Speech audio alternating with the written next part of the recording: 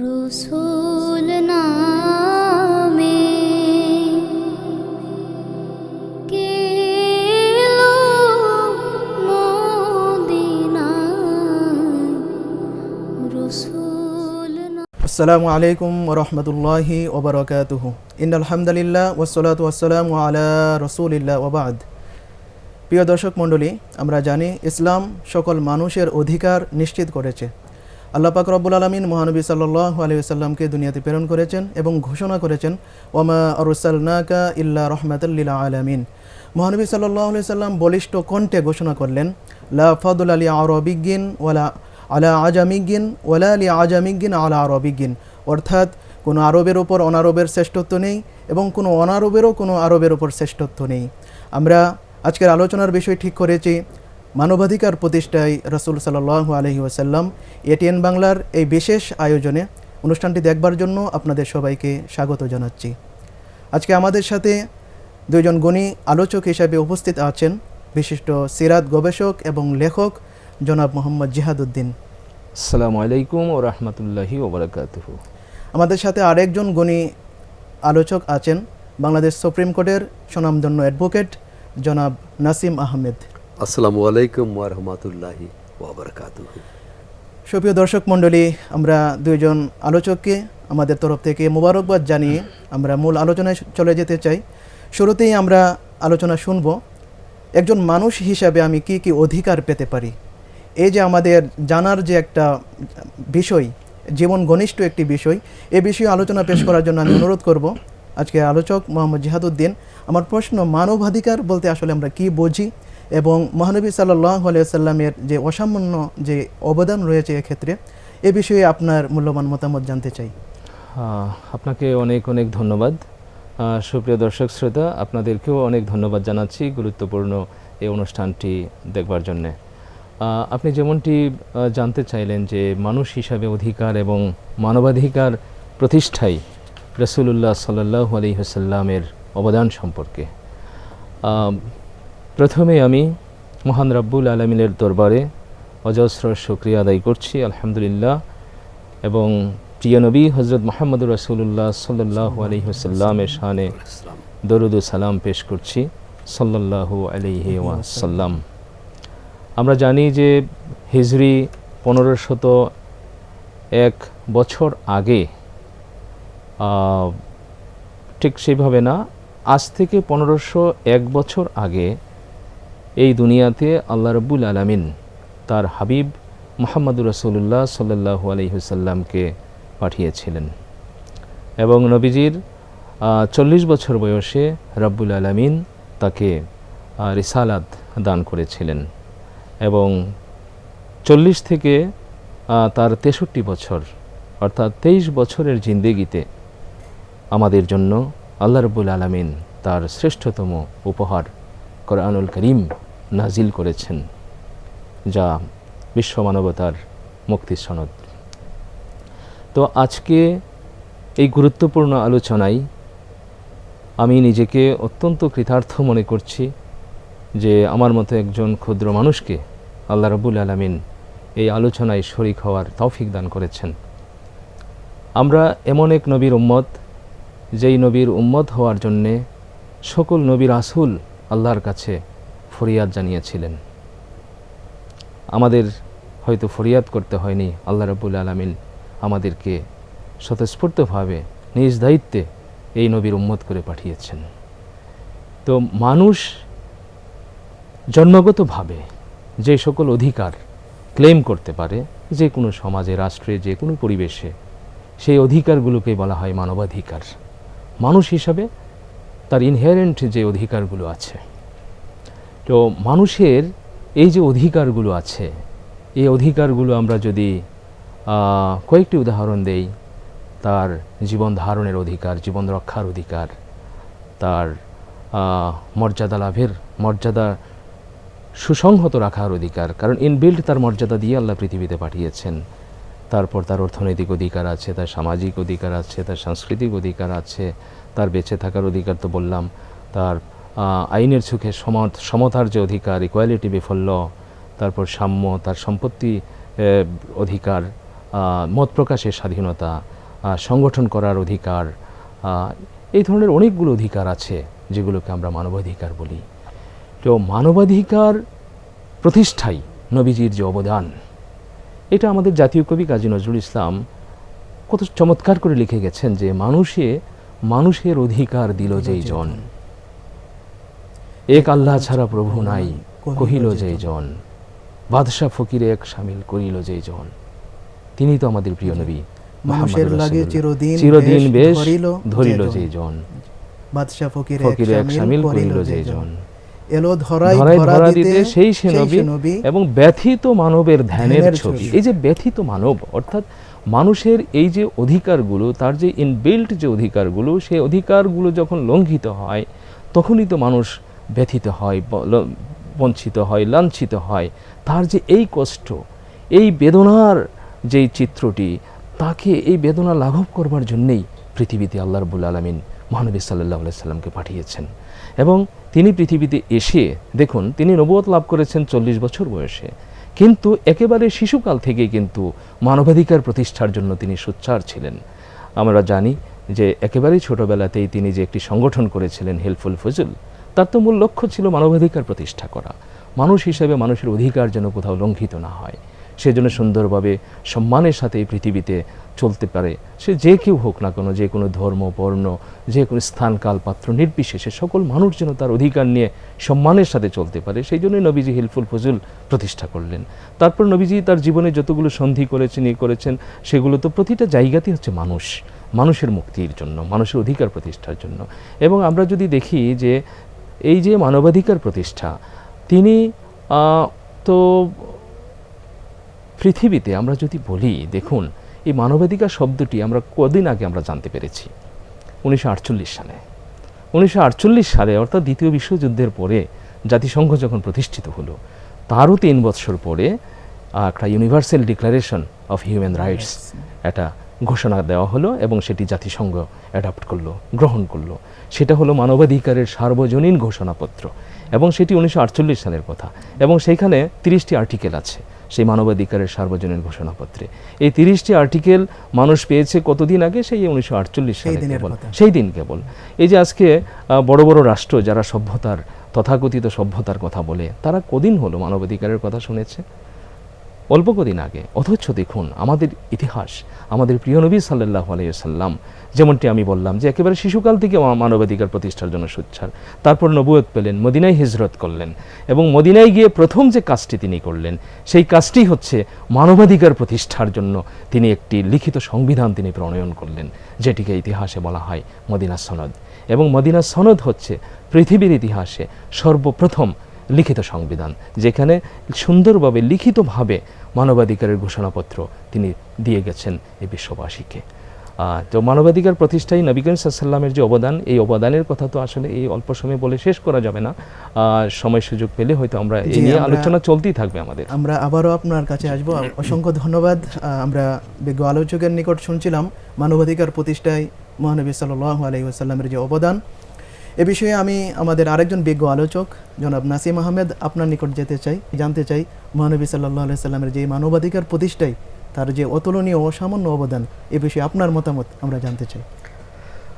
আপনাকে অনেক ধন্যবাদ প্রিয় উপস্থাপক, এবং আমাকে রাসূল সাল্লাল্লাহু আলাইহি ওয়াসাল্লামের উপর দুটো কথা বলার সুযোগ আল্লাহ রাব্বুল আলামিন করে দিয়েছেন, সেজন্য আমি আল্লাহর কাছে আমার কৃতজ্ঞতা প্রকাশ করছি। সকলেরই সৌভাগ্য হয় না রাসূল সাল্লাল্লাহু আলাইহি ওয়াসাল্লামের উপরে কথা বলার। আমরা যদি পৃথিবীর মানবাধিকারের ইতিহাসটি দেখি, তাহলে দেখব রাসূল সাল্লাল্লাহু আলাইহি ওয়াসাল্লামের জন্মের আগে কিংবা হিলফুল ফুজুল তৈরি হবার আগে পৃথিবীতে দুটি অধিকারের একটি অধিকার ছিল, তা হলো দানবাধিকার। দানবের অধিকার ছিল। যে যত ক্ষমতাসীন, অর্থ সম্পদের মালিক, রাজাধিরাজ, যে যত বড় অত্যাচারী, তারই হবে শাসন এবং শোষণ করার অধিকার। মানুষকে সে দাস বানাবে, মানুষ তার হুকুমের দাস হবে, পালন করবে। এই হলো পৃথিবী জুড়ে।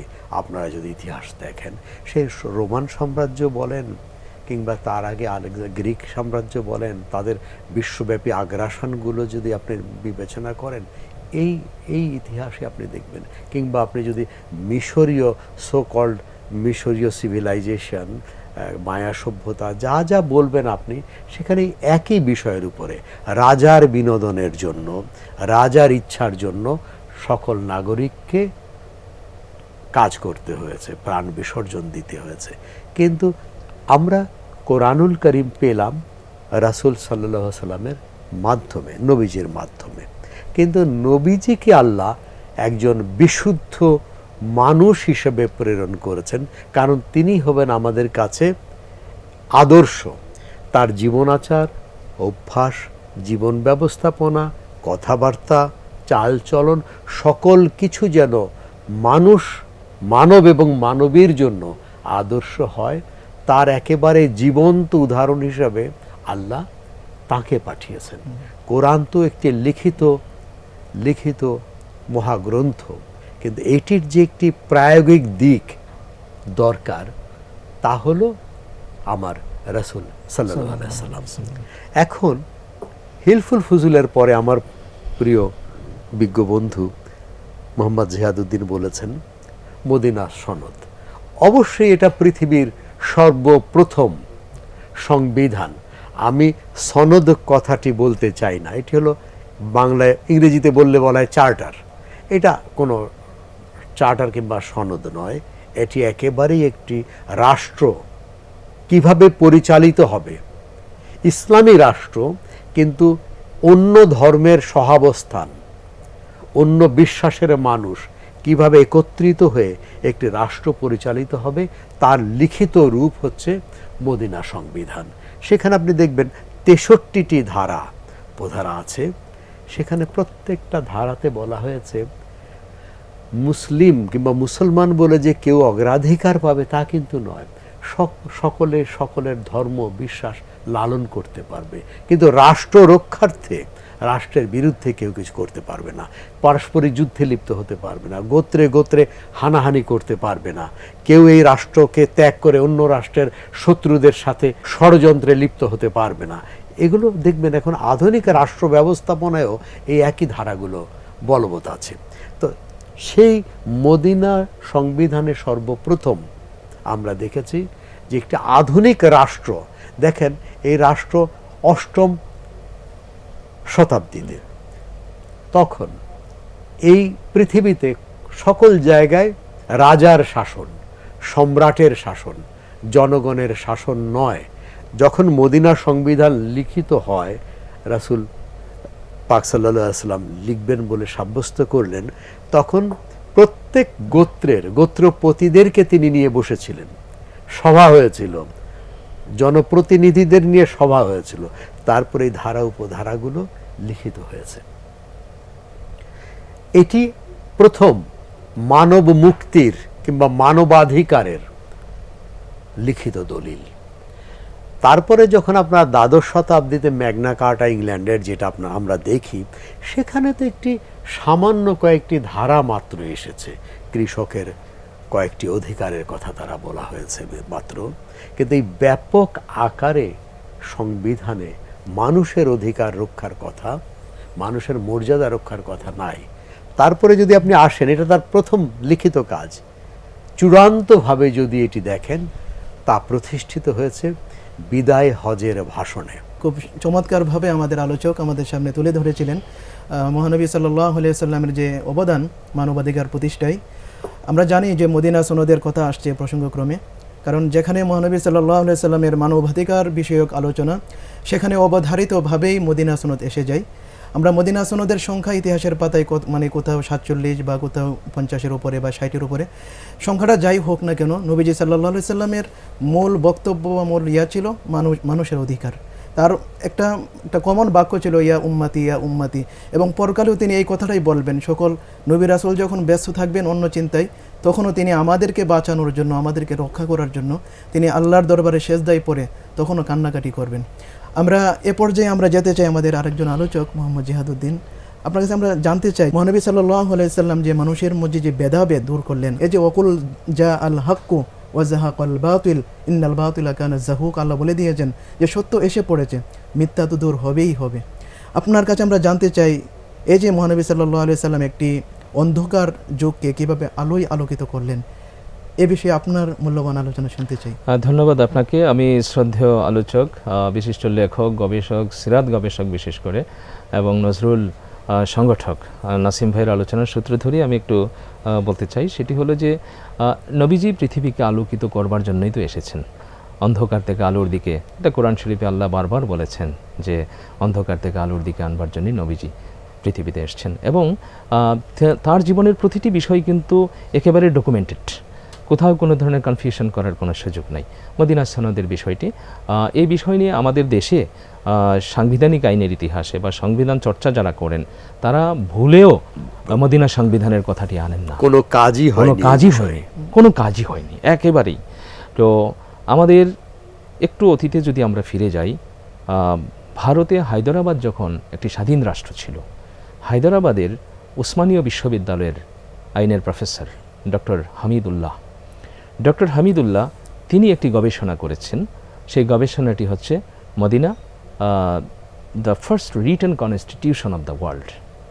এই প্রথম সারা পৃথিবীর চোখ মনে হয় খুলে গেল যে আমরা যারা সংবিধান চর্চা করছি তাহলে এই মদিনা সংবিধানকে বাদ দিয়ে তো সংবিধান চর্চা হয় না। অনেকের দৃষ্টি সেদিকে আকৃষ্ট হলো, কিন্তু দুর্ভাগ্যের বিষয় আমাদের নজরে এখনও সেদিকে আকৃষ্ট হয়নি। তো তিনি একেবারে ক্যাটাগরিক্যালি দেখিয়েছেন যে একটি সংবিধান যেভাবে প্রণীত হয়, আধুনিক রাষ্ট্রে যেভাবে সংবিধান প্রণীত হয়, তার ভিত্তি, তার একেবারে শতভাগ রূপরেখা বাস্তবিক অর্থে লিখিতভাবে নবী করিম সাল্লাল্লাহু আলাইহি ওয়াসাল্লাম করে দেখিয়ে দিয়ে গেছেন যে সকলকে নিয়ে একটা সংবিধান তৈরি করতে হয়, যেটি আমাদের নাসিম ভাই বললেন যে তখনকার ইয়াসরিবের মদিনার সকল গোত্র প্রধানদেরকে নিয়ে নবীজি বসলেন, সকলের সম্মতি নিয়ে তারপর কিন্তু এই সংবিধানটি প্রণীত হলো, এবং সকলেই সেই সংবিধানে স্বাক্ষর করলেন, এবং সকলে একটি ঐক্যবদ্ধভাবে একটি রাষ্ট্র কাঠামো তৈরি করলেন, একটি এক জাতি, এই যে জাতিসত্তার পরিচয়, সেখানে অনেক ধর্ম বর্ণের লোক থাকবে, সকলকে অ্যাকোমোডেট করেছেন নবীজি। এবং আইনের দৃষ্টিতে একটি কথা বলি, যেটা মনে করেন যে আজকে আমরা বলি আমরা বাংলাদেশি, ক্ষুদ্র নৃগোষ্ঠী আছে, অন্য ভাষাভাষী আছে, কিন্তু মূলত আমরা বাংলাদেশী। কিন্তু সেই মদিনা সংবিধানে এই কথাটি আছে, আমরা সকলেই মদিনাবাসী, আমরা মদিনার অধিবাসী। এখানে ইহুদি আছে, এখানে আউস খাজরাজ বিভিন্ন গোত্রের মানুষ আছে, পৌত্তলিক আছে, মুসলিম আছে, একদম, কিন্তু আমরা সবাই মদিনাবাসী। এই যে একটা রাষ্ট্রের কনসেপ্ট নবীজি দেখিয়ে দিয়ে গেলেন। তো সেই মদিনা সনদকে দেখুন, আমরা অভাগা এবং মূর্খ যারা, আমরা বলি কি যে আপনার লেখা পাবেন বইয়ের মধ্যে যে মদিনা সনদকে বলা হয় ম্যাগনা কার্টা, কোট আনকোট আমি বলছি, পিকে হিট্টির বই, আমাদের ছেলেমেয়েরা মুখস্থ করে এগুলো, যে মদিনা সনদকে বলা হয় ম্যাগনা কার্টা। এখন ম্যাগনা কার্টা কি? ম্যাগনা কার্টা নাসিম ভাই একটু টাচ দিয়ে গেছেন যে 1215 খ্রিস্টাব্দে ব্রিটেনের রাজা জন, অত্যাচারী রাজা, সেই অত্যাচারী রাজাকে তখনকার নিষ্পেষিত দরিদ্র কৃষক ব্যারনরা, তারা তাকে জিম্মি করে বাধ্য করিয়েছে যে তাদেরকে কিছু অধিকার দিতে হবে। তখন রাজা বাধ্য হয়ে কিছু অধিকারের ডিক্লারেশন দিলেন, বাধ্য হয়ে, এবং সেটি কবে? 1215 খ্রিস্টাব্দে। সেইটাকে আমরা বলি কি? মদিনা সনদকে বলা হয় ম্যাগনা কার্টা। কতটা দুর্ভাগা জাতি আমরা! আমাদের সামনে আলো আছে, আমাদের সামনে সত্য আছে, কিন্তু আমরা ওই যে মহাকবি কায়কোবাদের মতো বলতে হয় যে হীরা ফেলে কাঁচ তুলে তোমারে ভুলেছি আমরা, তাই না? সে ভুল প্রভু তুমি ভেঙে দাও।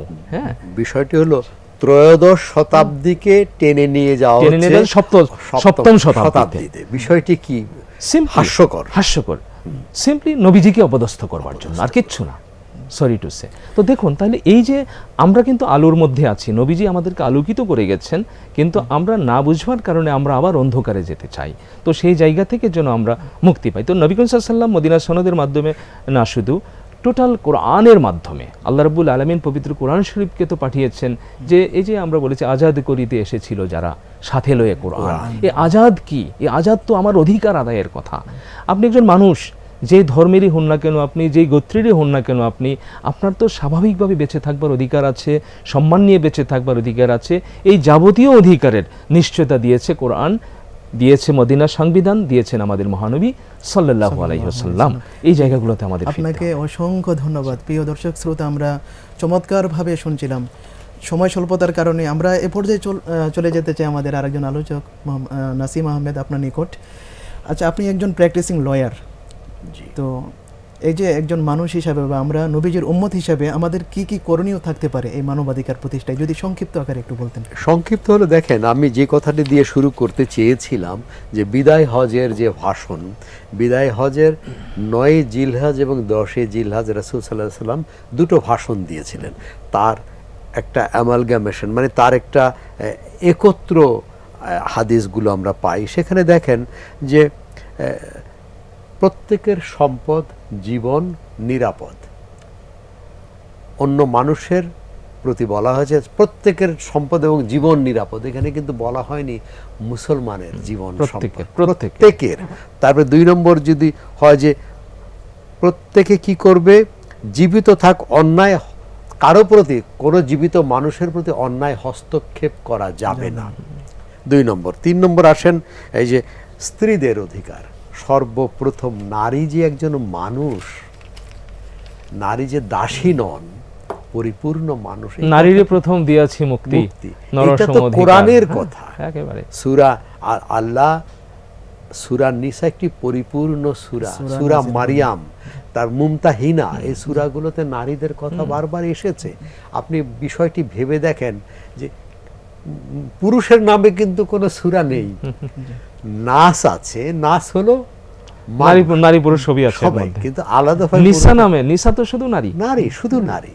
তো এই যে বিষয়, কোরআনে কোন মর্যাদায় নারীদেরকে নেওয়া হয়েছে, সে আমার জীবন সঙ্গিনী, স্ত্রী রূপে, কিন্তু সম অধিকার, মর্যাদায় একজন আরেকজনের চাইতে একটু বেশি। এই মর্যাদাটুকু কেন?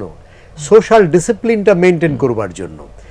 সোশ্যাল ডিসিপ্লিনটা মেনটেন করবার জন্য ইমামতির দায়িত্ব দিতে হবে। এই সোশ্যাল ডিসিপ্লিন, এইটার জন্য পুরুষকে একটু উপরে স্থান দিয়েছেন, কিন্তু উভয়ের মর্যাদা সমান, অধিকার সমান।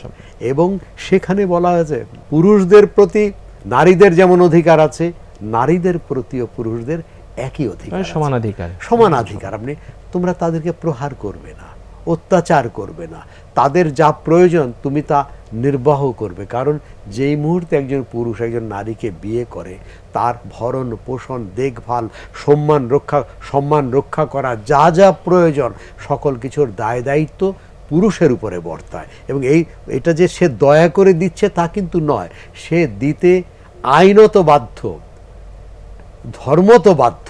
এই কারণে তারপর আপনি আর আছেন যদি কৃতদাস দাসীদের প্রতি অধিকার, সে তো মানুষ, হিউম্যান বিইং। তুমি তাকে ক্রয় করেছো, তখনও দাস প্রথাটা বিলুপ্ত হয়নি। তুমি তাকে সমান ভরণ পোষণ দেবে, প্রহার করবে না। যদি দেখো তুমি তার উপর অসন্তুষ্ট, তুমি তাকে মুক্তি দিয়ে দেবে কিংবা অন্যের কাছে বিক্রয় করে দেবে। দাসীরও অধিকার আছে। মোহতারাম নাসিম আহমেদ, আপনাকে অসংখ্য মুবারকবাদ। সুপ্রিয় দর্শক শ্রোতা, আপনারা শুনছিলেন। আমরা এই পর্যায়ে একদম শেষ পর্যায়ে অনুষ্ঠানের আমার বিজ্ঞ আলোচক মোহাম্মদ জিহাদউদ্দিন, আপনার কাছ থেকে আমি বিদায়ী একটি কথা শুনতে চাই যে হকুল ইবাদ সম্পর্কে আপনার সর্বশেষ মতামত। আমাদের আপনি খুব ভালো শব্দটি ব্যবহার করছেন, হকুল ইবাদ।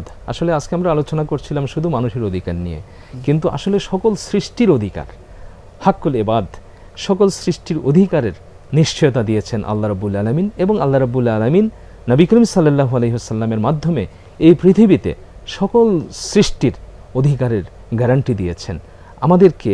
আমরা যদি এই পৃথিবীকে সুন্দর করতে চাই, সকল মানুষকে নিয়ে সুন্দর একটি পৃথিবী আমরা গড়তে চাই, তাহলে মহানবী হযরত মুহাম্মদুর রাসূলুল্লাহ সাল্লাল্লাহু আলাইহি সাল্লামের কাছে ফিরতে হবে। আমাদেরকে ফিরতে হবে পবিত্র কোরআনের কাছে, ফিরতে হবে মদিনার সংবিধানের কাছে, ফিরতে হবে আমাদের প্রিয় রাসূলের কাছে। এছাড়া আমাদের কোনো গতি নাই, আমাদের মুক্তির কোনো রাস্তা নেই। অসংখ্য ধন্যবাদ বিজ্ঞ আলোচকদ্বয়, আপনাদেরকে অসংখ্য মোবারকবাদ। প্রিয় দর্শক শ্রোতা, সময় হলো বিদায় নেওয়ার। একজন বিখ্যাত কবি ছিলেন, তার নাম হাসান বিন সাবিত রাদিয়াল্লাহু তাআলা আনহু। তিনি শাইরুর রাসূল বা রাসূলের কবি হিসেবে স্বীকৃত। তিনি বলেছেন, ওয়া আহসানু মিন কালাম তারাকাতু আইনি ওয়া আজমালু মিন কালাম তালিদিন নিসাউ। আপনার চেয়ে সুন্দর কোনো মানুষ আমার দু নয়ন প্রত্যক্ষ করিনি। আপনার চেয়ে কোনো সুন্দর মানবকে পৃথিবীর কোনো মা জন্ম দিতে পারেনি। সত্যি আজকের আলোচনার মূল বিষয় এটি, আমাদেরকে যদি নিজেদের অধিকার সুরক্ষিত করতে চাই, মানুষ হিসাবে যদি আমরা বাঁচতে চাই, পৃথিবীটাকে যদি আমরা সুন্দর এবং আলোকিত করতে চাই, একমাত্র মাধ্যম হচ্ছে মহানবী সাল্লাল্লাহু আলাইহি সাল্লাম। আল্লাহ তাআলা আমাদেরকে প্রিয় নবী হযরত মুহাম্মদ মুস্তাফা সাল্লাল্লাহু আলাইহি সাল্লামের আদর্শকে ধারণ করে আমাদের জীবনকে অতিবাহিত করার তৌফিক দান করুন। সুপ্রিয় দর্শক শ্রোতা, এতক্ষণ আমাদের সাথে থাকার জন্য আপনাদেরকে অসংখ্য ধন্যবাদ, মোবারকবাদ। সবাই ভালো থাকবেন। আল্লাহ হাফেজ। আসসালামু আলাইকুম ওয়া রাহমাতুল্লাহি ওয়া বারাকাতুহু।